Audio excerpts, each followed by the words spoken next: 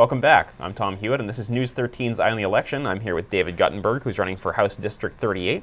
And David, the district you're running for is not the district that you have been representing for some time. This is a new district, and it covers a lot of ground. It stretches from Esther all the way out to the Bering Sea. How do you feel that you're the best candidate to serve all the people in that broad swath of territory? Interesting question, and I've been asked many times. Well, half of the district is here, what I represent currently.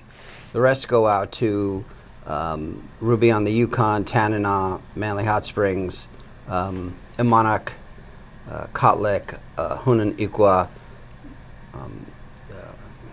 Hooper Bay, Shivak, Scammon Bay, and St. Mary's and a whole bunch of villages on the Yukon. Well, I've been visiting many of those communities and feel that the issues are similar that we have here. They're more dramatic, they're more drastic, they're more stark, but they're very much the same thing. Cost of energy, education, quality of life, jobs.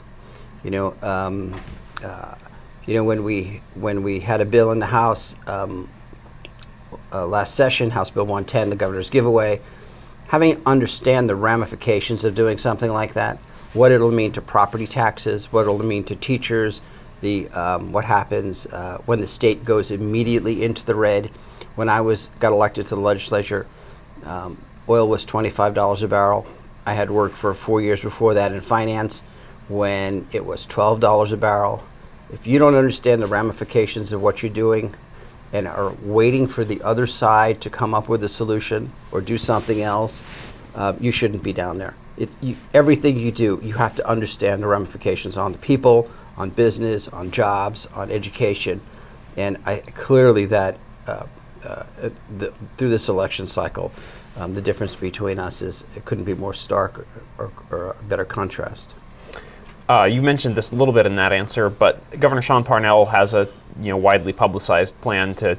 He wants to cut oil excise taxes significantly in an attempt to spur production on the North Slope, but that would also put a pretty big dent in state revenues. About 20% of the state's revenues would be lost in that from that cut. And what do you think of the governor's plan? The governor didn't have a plan. He had a giveaway. If he had a plan, he would address the way you address having a plan, and that is you address new production, new facilities. What does it take to add more oil into the pipeline? All the experts that get hired for a lot of money, international oil and gas experts, say you don't change your existing tax structure because people have made a lot of money on that already. You go out where the new oil is. You go out to Great Bear or Brooks Range or the other companies that are doing exploration and say, what is it that's marginal for you? What is it that you can't do because it's just not quite economical? And then you talk about what you can do across the boards to make those fields economical. That'll bring new fields online. That'll bring new exploration development. Now you have to realize that Prudhoe Bay as the facility is designed for the capacity it's at now. At 500,000 barrels a day, as the field gets older, the processes get more and more expensive. It's designed to exist at this level. So they don't have any, they designed it to be pumping a million barrels a day. That's what it's designed for. So you have to go someplace else to bring more oil into the system from other places that will probably build their own facilities.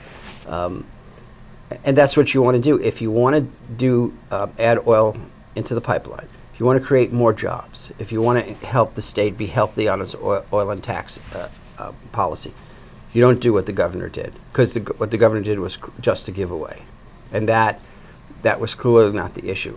We're talking about an industry that won't even hire Alaskans. The Alaska hire, union, non-union, the whole thing, just Alaska hire on the North Slope is terrible. Those camps are full. Our people aren't working there. That's an abomination, and they should be ashamed of themselves.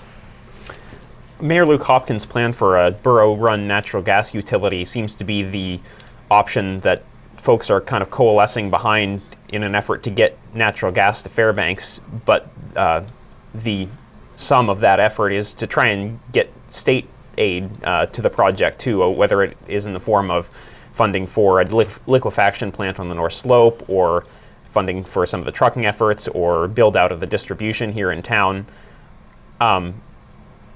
If you are elected and down in Juneau, will you support basically that utility in achieving its ends, or is there something else that you would do to help bring natural gas to Fairbanks?